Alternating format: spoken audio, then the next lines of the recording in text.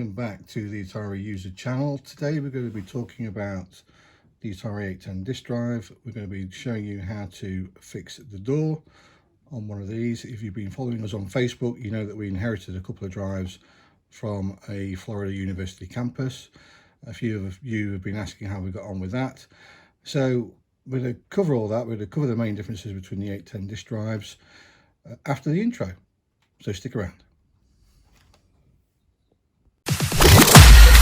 Broadcasting from the UK to around the world. You're watching another video from Atari User, the magazine for all Atari formats.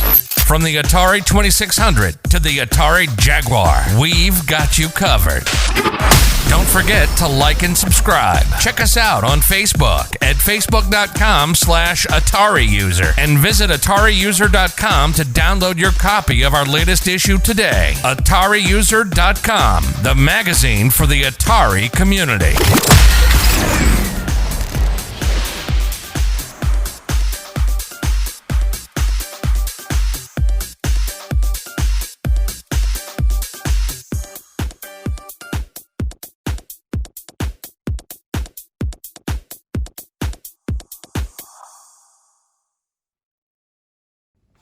Okay, so the Atari 810 was available from 1980 till around 1983, and the original models came with an MPI mechanism, which you can tell here by the push button door release.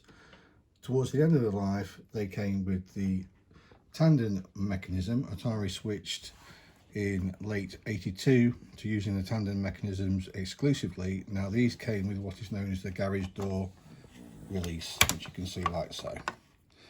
The 810 was plagued with problems during its lifetime, and Atari made several significant hardware revisions. The original drive suffered from power issues and read issues. Atari first released what was known as the data separator board, which improved accuracy. Then they released the ROM revision C, which was in late 1981, which amongst other things improved the drive speed. And then we ended up with what is known as the Grass Valley upgrade. So this gave you what is known as the analog board, which sits on here, and an improved power board.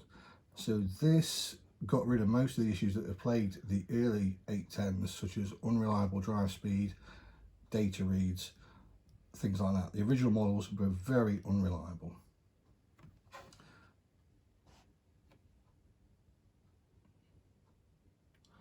When Atari switched to the Tandon mechanism, they created a whole new problem, and that was because these garage door mechanisms were very unreliable.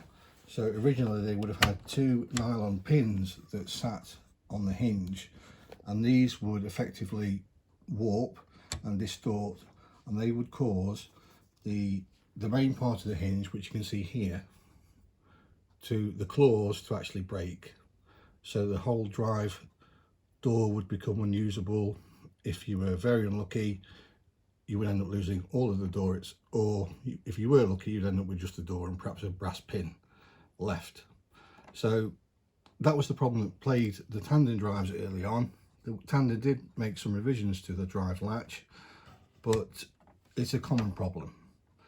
The advantage of having a Tandon mechanism is because Atari made the switch to Tandon drives late on in the 810's production, you've got a very good chance of having a drive that has already got all of the upgrades, such as the Grass Valley upgrade, already built in. So if we look at the sideboard here, which still has the magnetic shielding, you can see there's a couple of indicators here that gives an idea of what this has got. So obviously we've got DS, which stands for data separator, so that is actually on the sideboard, and we've got C, which stands for the ROM revision C. So this drive has got the Grass Valley upgrade, it's got the analog board, the new power board, it's got the data separator, and it's got the ROM revision C.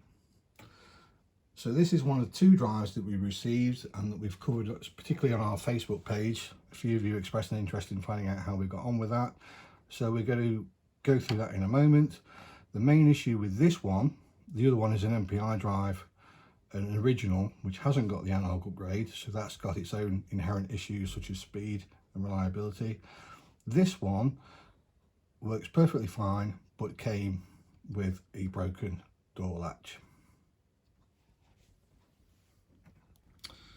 The tandem mechanism basically works on a hinge which is affixed to the top of the drive itself. So you've got this metal piece here which is known as the guide rails. You've got two screws. Underneath that you've got the plastic part which causes all the problems, which inherently breaks. So what we've done is we fitted a new 3D printed door on the front, and we fitted a replacement hinge part with a brass rod that replaces the original nylon pins that would have broken off a long time ago. So now we've got a drive that is fully assembled. We've already serviced it, we featured that in our first video, and we're just going to do a quick check now to make sure that with the new door on, opening and closing, that the drive works correctly.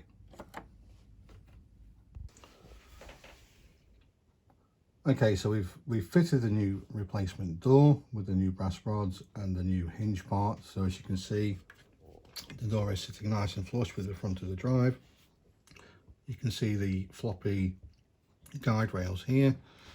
So when we open the door, the guide rails move up out of the way. So we're just going to put a DOS disc in and make sure that this now reads discs correctly. Just put DOS disc in now. This is DOS 2. Close the door. See the door clicks into place.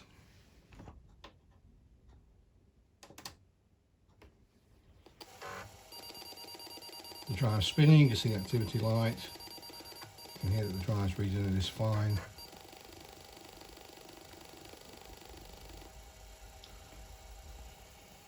Okay, so we're booted into basic. We're just going to go into DOS just to make sure that it loads DOS okay.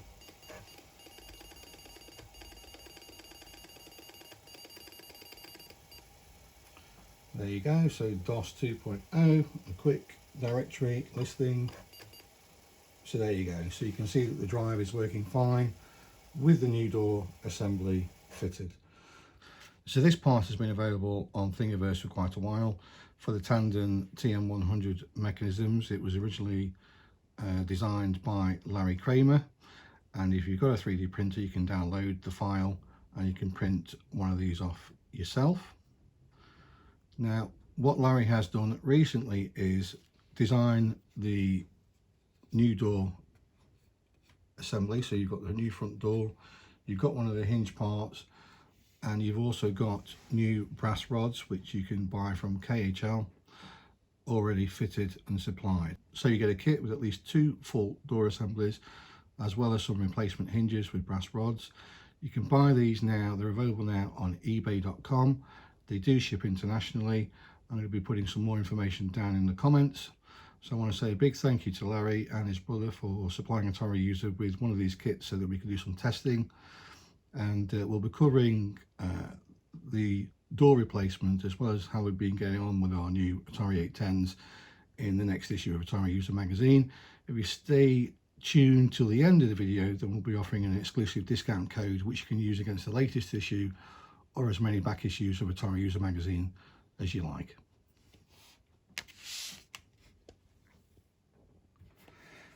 So if you were looking at the photos in the intro, then you can see that the 2 drives that we received from the US that started out at the, I want to say the Henderson University campus, were in a pretty bad way. It looked pretty grotty, so we ended up with a Tandon drive with a broken mechanism, an MPI drive, an original early model drive which has got issues of its own but kind of works.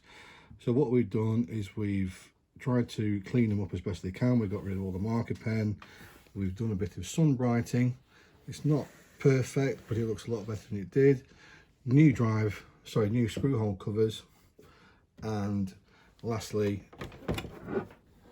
2 new rubber feet at the front. Now I'm not sure quite how people tend to lose these because they're quite a squeeze to get in, but they do degrade over time, so they tend to get thinner with use and age. So the new ones are quite a lot thicker, noticeably thicker than the ones that were in here from production. So I'm just going to turn the drive around so you can get a quick look at what she looks like now. So she's not looking too bad at all. So we've done a bit of sun brighting. It's not quite factory new colour, but it's a lot better than it was. A bit of damage there that's been there probably for years. And you can see the back. Just need to clear away some of the sun brighting goo that we've been using from the back of here. An interesting thing on the 810 is that the case parts, both the top and the bottom, are actually the same part. So these holes that you see here are covered up by this sticker here.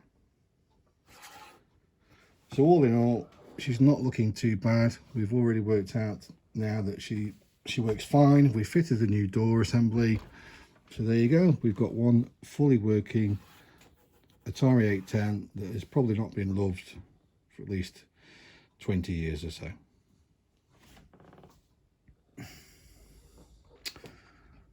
Thanks guys, hope you enjoyed the video. If you stick around to the very end, there's going to be a discount code which you can use on the Atari User website, that's atariyuser.com, against the latest issue of the magazine or as many back issues as you'd like.